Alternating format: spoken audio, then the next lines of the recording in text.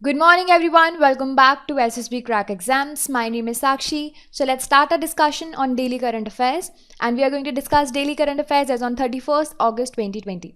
So before beginning, as I always introduced you with SSB Crack Exams, it is one-stop solution for all the major defense-related exams like NDA, CDS, AFCAT, Territorial Army. For more details, visit our website ssbcrackexams.com. There you can get the entire package of courses, mock tests, quizzes, and study materials. Do not forget to subscribe to our YouTube channel and follow us on our social media platform. And do not forget to download our mobile app SSB Crack Exams from Google Play Store. So guys, let's start our session with the question of the day from the previous day's session. And the question was, what are the key highlights of FRBM Act 2003?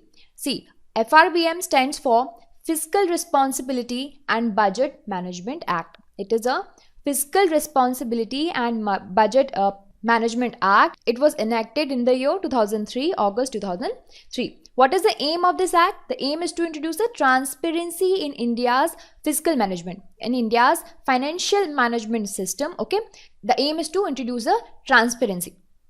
See, what are the key objectives?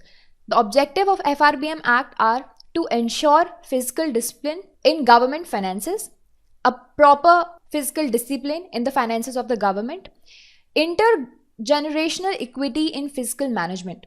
See, it is a concept or ideas of fairness, or you can say justice between the generation. Like the concept, it can be applied to the fairness of the dynamics between the children, youth, adults, seniors, etc. But here, the objective is to generate the intergenerational equity in the fiscal management. The other important objective is long-term macroeconomic stability. The objective is to bring stability in the long-term macroeconomics. Okay.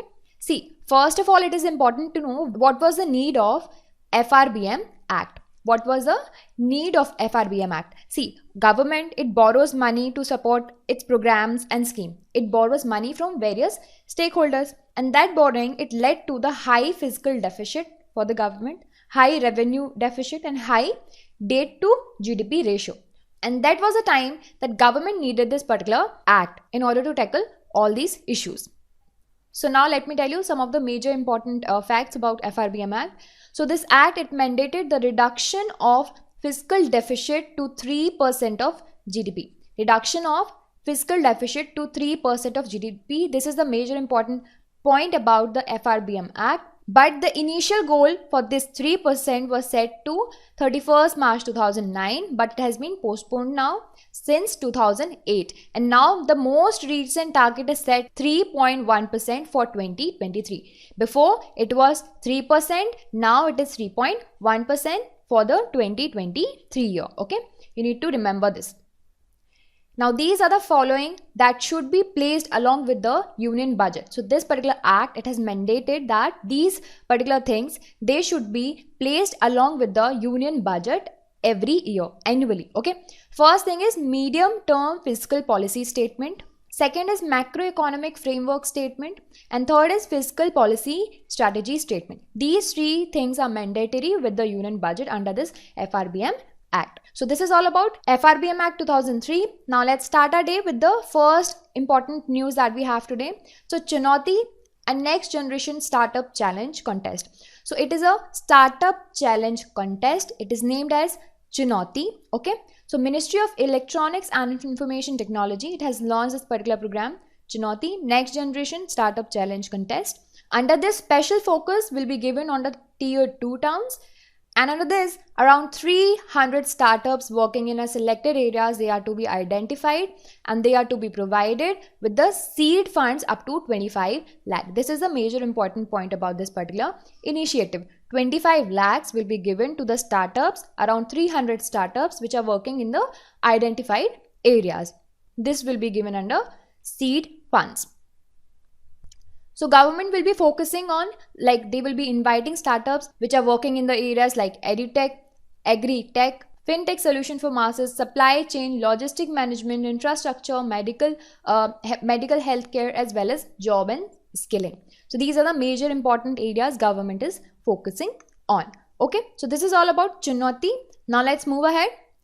The next important update is Association of Renewable Energy Agencies of States. So this is about areas. See, recently areas saw the 6th Foundation Day. and on the occasion of Foundation Day, government has launched website and telephone directory. So let's quickly revise what is AREA's, Association of Regional Energy Agency of the state. See, it was formed by Ministry of New and Renewable Energy. See, as the name suggests, Association of Renewable Energy Agencies. We have International Association for Renewable Energy Agency, right, where different countries participate. Similarly, this organization, AREAS, is for the state, where different states and the representatives from the states, they work together in the area of renewable energy. So the aim of AREAS is the better coordination, interaction, sharing of the best practices amongst the various state nodal agencies for renewable energy. So this particular AREAS, Association of Renewable Energy Agencies of the state, it got registered under Society Registration Act 1860 on 27th August 2014. Okay. So let's talk about the members. The composition of AREAS is like the Union Minister for New and Renewable Energy is the patron of association. The Secretary of Ministry of New and Renewable Energy is the ex officio president of this association. And all the state nodal agencies, they are the member of the association. Okay, that is how it is. Association of Renewable Energy Agency of the state. Now let's move ahead. The next important update is from the Jammu and Kashmir. So rules for administration in the Jammu and Kashmir. Recently, Ministry of Home Affairs, it has notified some rules, new rules for the administration in the Union Territory of Jammu and Kashmir. And most importantly, under these rules, functions of Lieutenant Governor and Council of Ministers, they are usually in terms of union and territories which has Council of Ministers. We have seen in the past major tussles between the Lieutenant Governor and the Council of Ministers. So I guess to clear the buzz, the government has announced these particular rules. So under these, functions of the Lieutenant Governor, LG, and Council of Ministers are notified. So these rules are notified under Section 55 of recently enacted Jammu and Kashmir Reorganization Act 2019. This act was enacted after the abrogation of Article 370. Okay. What are the new rules? I am going to highlight the most important and the major one only. So under this, police, public order, all India services, and anti-corruption. These services, these will be falling under the executive function of Lieutenant Governor, and Chief Minister or his council will have no say in their functionings. Okay, this is the first and the major important. Please remember, police, public order, all India services, anti-corruption. These will be coming under Lieutenant Governor. Also, proposals or matter which affects or are likely to affect what? Peace and tranquility of union and territory, or any interest of relating to the communities like SC, ST, OBCs. All these things will fall under, essentially will be submitted to, proposals relating to all these things will be submitted to Lieutenant Governor, and who will submit these proposals? These proposals will be submitted by Chief Secretary.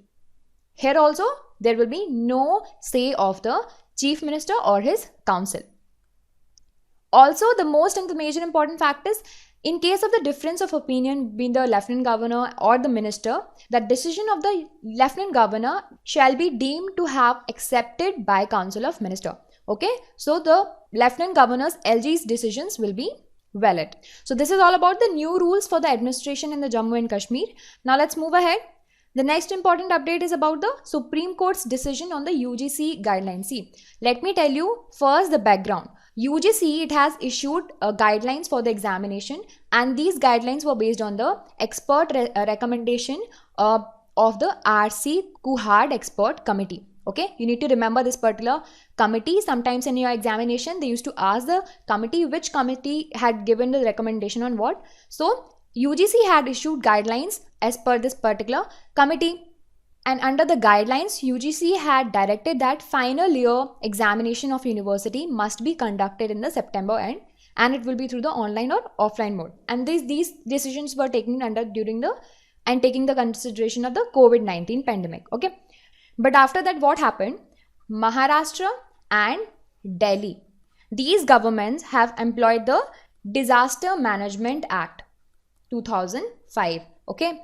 Both these government has employed the DM Act 2005 to cancel the examination due to the COVID-19, and for this UGC had objected. Now, Supreme Court ruled that states are empowered under Disaster Management Act 2005, DM Act 2005, to override UGC's exams guideline. And why it can override these guidelines? Because in order to protect the human lives amid the COVID-19 pandemic, and the states, they can override the power of the UGC under Disaster Management Act because the protection of the human lives are concerned during the pandemic. Okay, but also Supreme Court had ruled that the state under the DM Act do not extend to promote the students. The students shall not be promoted without having examination or as per the internal markings. The students will have to give the examination. Final examination are to be conducted. So this is the decision of the Supreme Court regarding the UGC's guideline. So let's see what happens, exams happens or not.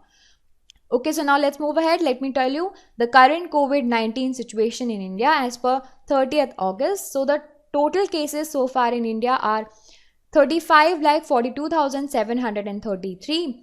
The recovered out of them are 27,13,933, but active so far are 7,65,302. Out of them, 63,498 have died. Okay, so this in this particular map you can see the state-wise detail, and also let me tell you the states and the union and territories with test per day per million population more than the national average and positivity rate less than the national average. So this is the test and this is the positivity rate. These are the tests conducted in these particular states, and this is the data of India, and these are the positivity rate which is less than the national average. You can see national average here, and these are the data of the states. Okay, now it is time for quiz. Try to answer these questions. Let's revise this entire session with the quizzes, with the question. So the first question in front of you is, which of the following ministries launched Chunauti Next Generation Startup Challenge Contest? A. Ministry of Electronics and Information, B. Ministry of Home Affairs, C. MSME, and D. Ministry of Health. So the correct answer for this is Ministry of Electronics and Information. It has launched the Chunauti. Now the next question is, areas comes under A. Ministry of Environment, Forest and Climate Change, B. Ministry of Agriculture and Farmers Welfare, C. Ministry of Jal Shakti, and D. Ministry of New and Renewable Energy. So the correct answer is Ministry of New and Renewable Energy.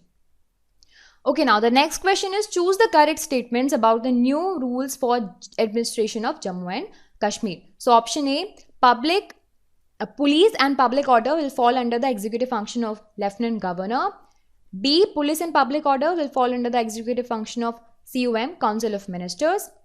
And C, police and public order will fall under the executive function of PMO, Prime Minister's Office. And D, in case of any difference of opinions, CM's decisions will be deemed to have been as accepted. So out of these, the correct statement is only one. Police and public order, these will be coming under the executive function of Lieutenant Governor.